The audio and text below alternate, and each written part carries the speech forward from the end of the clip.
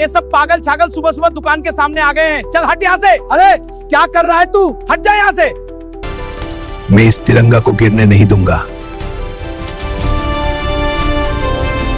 पागल के मन में देशभक्ति जाग उठी है। हाँ, पागल को देशभक्ति का जुनून चढ़ गया।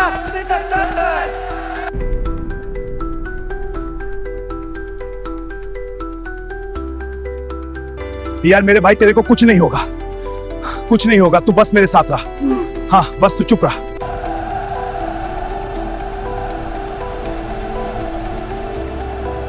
वो मुसीबत मेरी दुकान के सामने से दूर हो जा। आज सुबह से तुझे यहाँ देखकर मेरी तो किस्मत ही खराब हो गई है। उस भीषण गर्मी वाली दोपहर में चारों तरफ भारी बेचैनी का माहौल था। शहर का केंद्र तब लोगों की भागदौड़ और गाड़ियों के कर्कश शोर से गूंज रहा था। ठीक उसी व्यस्त चौराहे पर धूल मिट्टी के बीच एक अजीब हुलिये वाला इंसान सिकुड़ कर बैठा था। उसके पहने हुए कपड़े फटकर चिथड़े हो चुके थे और रस्सियों की तरह लटक रहे थे। दिनों दिन तक न नहाने के कारण उसकी त्वचा पर मैल की एक मोटी परत जम गई थी और जटाओं वाली दाढ़ी मूंछों से उसका चेहरा लगभग ढक गया था। राह चलता सभ्य समाज उसे देखकर नाक से कोड़ते हुए कतरा कर निकल रहा था। कोई उसे अछूत मान रहा था तो कोई महज कचरा समझकर डांट कर हटा रहा था।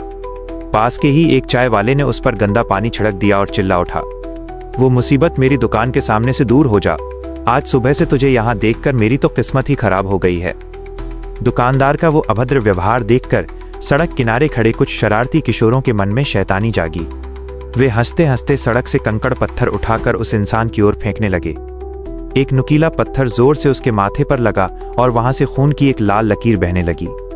लेकिन हैरानी की बात यह थी कि उस व्यक्ति ने कोई आवाज तक नहीं की। उसकी आंखों में न तो बदले की आग थी और न ही दर्द की कोई आहट। उसकी दृष्टि पूरी तरह उदासीन थी, मानो उसकी आत्मा इस नश्वर शरीर की सीमाओं से परे किसी और ही दुनिया में विचरण कर रही हो। ठीक उसी समय सिग्नल पर खड़ी एक महंगी एसयूवी गाड़ी के अंदर से किसी ने लापरवाही से कचरे के साथ कागज का एक छोटा सा राष्ट्रीय ध्वज बाहर फेंक दिया। हवा के हल्के झोंके से वो पवित्र निशान सीधे सड़क किनारे नाली के गंदे पानी की ओर उड़ रहा था। जो व्यक्ति पत्थर की चोट पर भी स्थिर था, वो पागल अचानक बिजली की कौंध की तरह उछल पड़ा। उसने अकल्पनीय फुर्ती के साथ हाथ बढ़ाकर झंडे के उस टुकड़े को जमीन पर गिरने से ठीक पहले लपक लिया। उसके हाथ भावना से कांप रहे थे, लेकिन झंडे के उन रंगों को देखते ही उसकी धुंधली आंखों में एक अजीब सी चमक आ गई। अत्यंत ममता के साथ उसने अपने फटे कपड़ों के कोने से झंडे पर लगी धूल साफ की और श्रद्धापूर्वक उसे चूमकर अपने सीने के भीतरी जेब में संभाल कर रख लिया।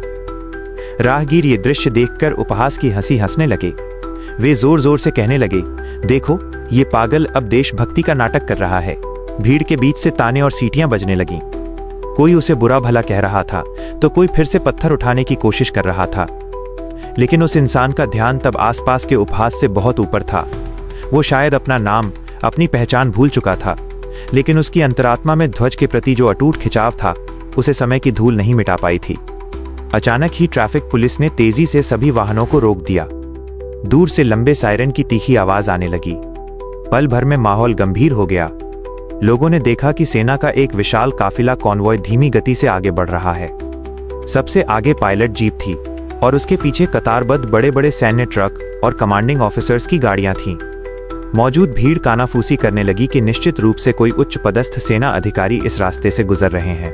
वो नामहीन व्यक्ति तब भी उसी जगह स्थिर खड़ा था जहां उसने झंडे की रक्षा की थी, लेकिन सेना की गाड़ियों के इंजन की गरज जैसे जैसे करीब आई, उसके निस्तेज शरीर में एक अविश्वसनीय बदलाव आना शुरू हो गया। सेना की गाड़ियां धूल उड़ाते हुए गौरव के साथ रास्ता पार कर रही थीं। इंजनों की वो भारी आवाज मानो जमीन की गहराई तक को कंपा रही थी। सड़क के दोनों ओर खड़े आम लोग उत्सुक नजरों से उन जवानों को देख रहे थे, लेकिन उस फटेहाल इंसान के अंदर जैसे एक सोए हुए शेर की दहाड़ जाग उठी।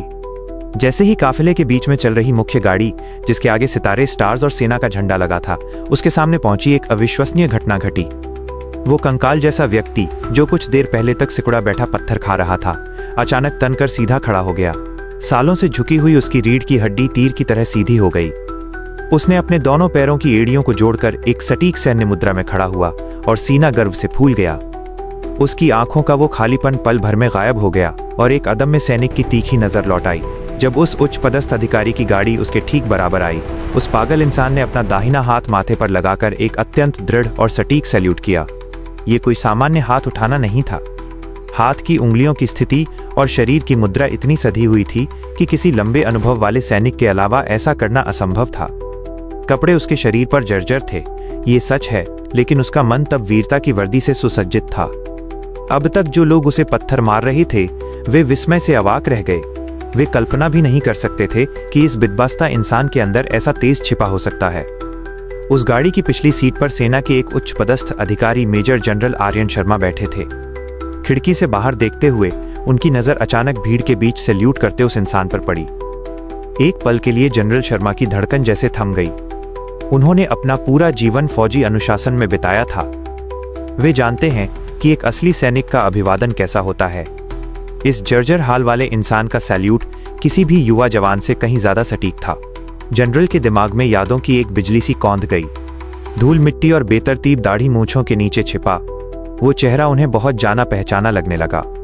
एक पुरानी याद उनकी आंखों के सामने तैरने लगी। जनरल शर्मा ने तुरंत चिल्लाकर अपने ड्राइवर को गाड़ी रोकने का निर्देश दिया। तेज ब्रेक लगने की आवाज से पूरा काफिला कतारबद्ध होकर सड़क के बीचों बीच खड़ा हो गया। पूरे इलाके में सुई गिरने जैसी पिन ड्रॉप खामोशी छा गई। कमांडो जल्दी से जीप से उतरे और जनरल की गाड़ी को घेर लिया।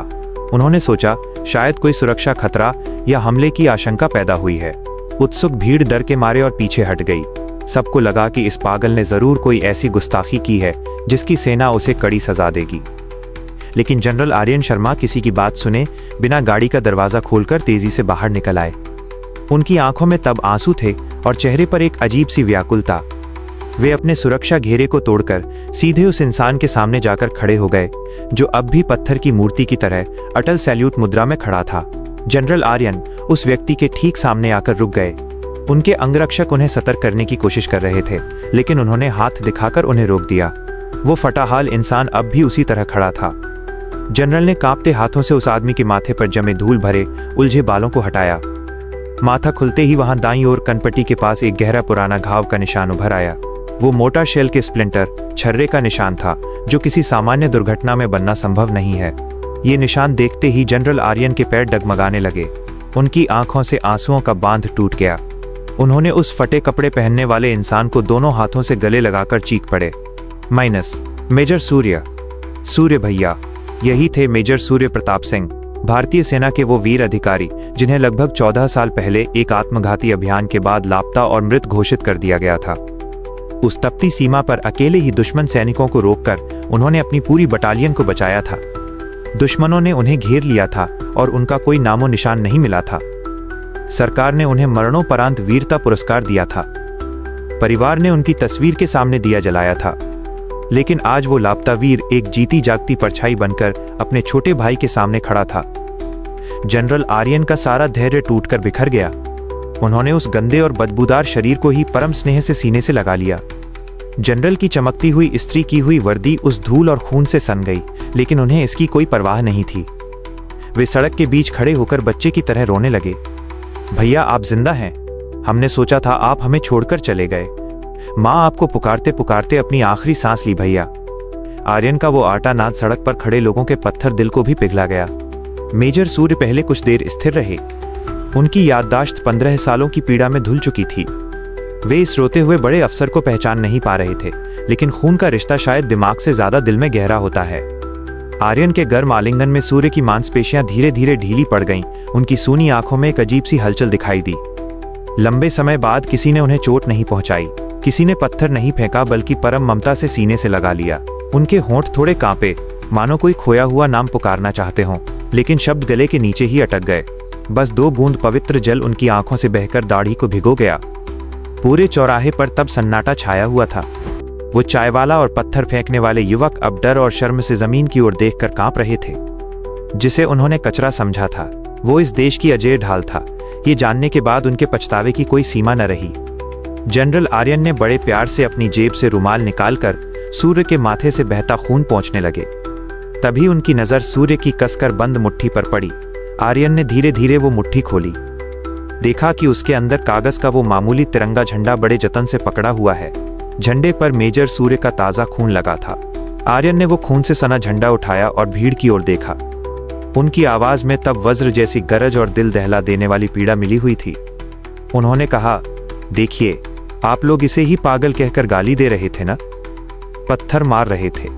और देखिए, 15 साल दुश्मन की अंधेरी कोठरी में नर्क जैसी यातना सहने के बाद, अपना नाम पहचान भूल जाने के बाद भी इस इंसान के अवचेतन मन में सिर्फ इस तिरंगे का सम्मान ही जिंदा बचा था।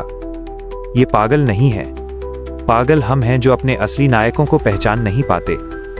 इन्होंने अपना जीवन तिल तिल कर खत्म कर दिया हमारी शांति के लिए, और हमने उपहार के तौर पर इन्हें खून और अपमान दिया। धिक्कार है हम पर। मौजूद हजारों लोगों का सिर शर्म से झुक गया। कई लोगों की आंखों से खामोशी से आंसू बहने लगे। वे किशोर जिन्होंने पत्थर फेंके थे, वे दूर से ही हाथ जोड़कर माफी मांगने लगे।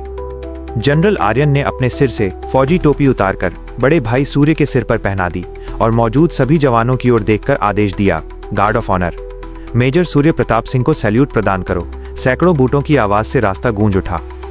हर सैनिक ने अपनी राइफल उठाकर उस महान वीर को सैन्य सम्मान दिया।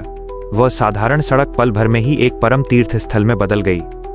आर्यन अपने बड़े भाई का हाथ पकड़कर अपनी गाड़ी की ओर ले गए, लेकिन गाड़ी का दरवाजा खुलते ही सूर्य डर गए। बंद अंधेरी जगह का डर उनके मन में 15 साल की कैद की यादें ताजा कर रहा था। वे बड़बड़ाने लगे, अंधेरा नहीं, मुझे अंधेरे कमरे में मत ले जाओ। ये दृश्य देखकर आर्यन का कलेजा फटा जा रहा था। उन्होंने तुरंत फैसला बदला और एक खुली सैन्य जीप मंगवाई। उन्होंने कहा, भैया अब कोई अंधेरा नहीं है, अब सिर्फ आजादी है, हम घर जा रहे हैं। जीप जब आगे बढ़ी तो सड़क के दोनों ओर लोग कतारबद्ध होकर खड़े हो गए। किसी ने तालियां बजाईं तो किसी ने जय हिंद के नारे लगाकर आसमान गुंजा दिया। जिन्होंने पत्थर फेंके थे वे अब सड़क पर फूलों की पंखुड़ियां छिड़क रहे थे। सूर्य प्रताप सिंह विस्मय और आनंद के मिश्रण से चारों ओर देख रहे थे। लंबे वनवास के बाद उनके चेहरे पर एक शांति भरी मुस्कान खिल उठी। जीप सैन्य अस्पताल की ओर बढ़ गई, लेकिन इस कहानी ने पूरे शहर के लोगों की आत्मा को झकझोर दिया।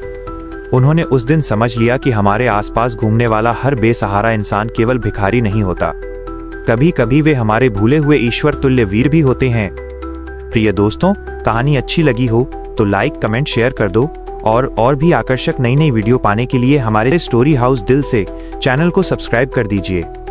मिलेंगे अगली वीडियो में। पूरा वीडियो देखने के लिए सभी को बहुत बहुत धन्यवाद।